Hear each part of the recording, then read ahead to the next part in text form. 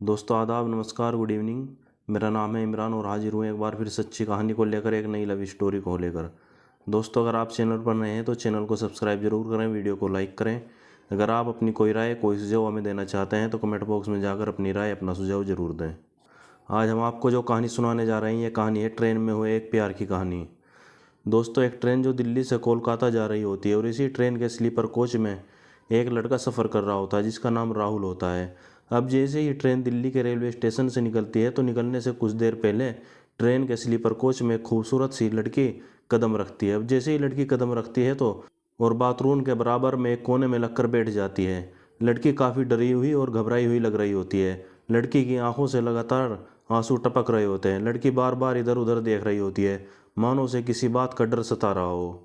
अब राहुल उस लड़की को देखता है और लड़की को देखने के बाद अब राहुल उस लड़की को देख रहा होता है और राहुल उस लड़की को देखकर, उसकी परेशानी को देखकर बेचैन होने लगता है। अब जैसे जैसे ट्रेन तेज़ी के साथ चलने लगती है, ट्रेन की रफ्तार बढ़ने लगती है, तो ट्रेन की रफ्तार के साथ साथ लड़की की घबराहट भी बढ़ने लगती है।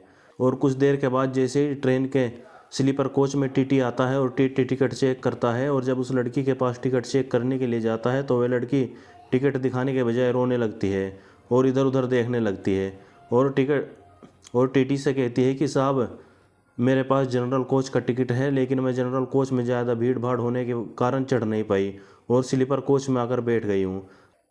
अब टीटी ये बात सुनने के बाद पेनल्टी के रूप में काफ़ी पैसे मांगता है, लेकिन लड़की के पास बहुत ही कम पैसे होते हैं और लड़की उन पैसों को टीटी को पेनल्टी के रूप में दे देती है। टीटी कुछ पैसों की पेनल्टी लेने के बाद लड़की को ट्रेन में ही यात्रा करने की अनुमति दे देता है।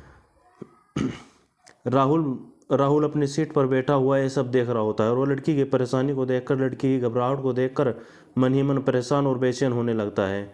अब राहुल एक पेपर निकालता है और उसमें एक पत्र लिखता है और उस पत्र के साथ कुछ पैसे भी रखता है और ट्रेन में चाय बेच रहे एक लड़के को बुलाता है और कहता है कि ये लिफाफा ले जाकर के उस लड़की को दे दो और ये मत बताना कि किसने दिया है और कहाँ से आया है।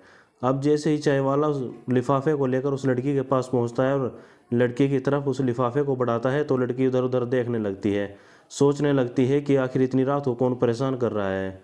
अब लड़की अपने कांपते हुए हाथों से उस लिफाफे को पकड़ती है और जब उस लिफाफे को खोल कर देखती है तो उसमें एक पत्र निकलता है जिसमें लिखा होता है कि मैं तुम्हें बहुत देर से देख रहा हूँ, तुम काफ़ी परेशान और घबराई हुई लग रही हो और लगातार तुम्हारी आंखों से आंसू बह रहे हैं। मैं जानता हूँ कि इतनी रात को किसी अजनबी लड़की को परेशान करना गलत हो सकता है, लेकिन तुम्हें टीटी से बात करते हुए सुना कि तुम्हारे पास आगे के सफ़र के लिए पैसे नहीं हैं और इसलिए मैं पत्र के साथ कुछ पैसे भी रख रहा हूँ। इसे तुम एहसान मत समझना, इंसानियत के नाते एक मदद करना चाहता हूँ और अगर तुम कभी मेरा पैसा लौटाना चाहो तो नीचे मेरा मोबाइल नंबर और ये एड्रेस है, लेकिन मैं नहीं चाहता कि तुम कभी मेरे पैसे वापस लौटाओ। अब लड़की जैसे ही पत्र पढ़ती है तो पत्र पढ़ने के बाद इधर उधर देखने लगती है, लेकिन राहुल अपने चेहरे पर चादर डालकर सो जाता है। ट्रेन लगातार अपनी मंजिल की तरफ बढ़ रही होती है और जैसे ही रात गुजरती है और सुबह होता है तो सुबह होने के बाद जैसे ही राहुल की आंखें खुलती हैं और राहुल सबसे पहले उस लड़की को देखता है तो वह लड़की वहाँ से जा चुकी होती है, लेकिन वह लड़की जाने से पहले अपनी सीट पर एक पर्ची छोड़ती है और जैसे ही राहुल उस पर्ची को देखता है तो अपनी सीट छोड़कर तुरंत उस पर्ची को उठाता है और पर्ची उठाकर जब उसको खोलकर देखता है तो उसमें लिखा होता है कि मदद करने के लिए आपका दिल की गहराइयों से बहुत बहुत शुक्रिया। मैं ये एहसान आपका ज़िंदगी भर नहीं भुला सकूंगी। आज मेरी ज़िंदगी का सबसे बड़ा दुखद दिन है। दरअसल आज मेरी माँ इस दुनिया को छोड़कर चली गई है और मैं आपकी इस मदद से अपनी माँ को आखिरी बार देख सकती हूँ और मैं जल्द ही आपके पैसे लौटाने की कोशिश करूँगी। और नीचे ब्रैकेट में लिख देती है, अजनबी हमसफ़र। लेकिन कुछ समय के बाद वह लड़की राहुल से संपर्क करती है और एक बार उसको थैंक यू बोलती है और मदद करने के लिए एक बार उसका धन्यवाद देती है। अब दोनों एक दूसरे से बातें करने लगते हैं, दोनों एक दूसरे के दोस्त बन जाते हैं। धीरे धीरे समय बीतता है और समय के साथ साथ दोनों की जो दोस्ती होती है वो प्यार में बदल जाती है। अब दोनों एक दूसरे से मिलने जुलने लगते हैं, काफ़ी घंटों तक बातें करने लगते हैं और धीरे धीरे जैसे जैसे समय बीतता जाता है तो दोनों एक दूसरे से शादी कर लेते हैं और दोनों आज भी एक दूसरे के साथ प्यार और मोहब्बत की ज़िंदगी गुजार रहे हैं। दोस्तों इस कहानी को सुनाने का मकसद किसी की भावनाओं को आहत करना नहीं, बल्कि आपको जागरूक करना है ताकि आप भविष्य में होने वाली किसी अनहोनी को पहचान सकें और उससे बच सकें।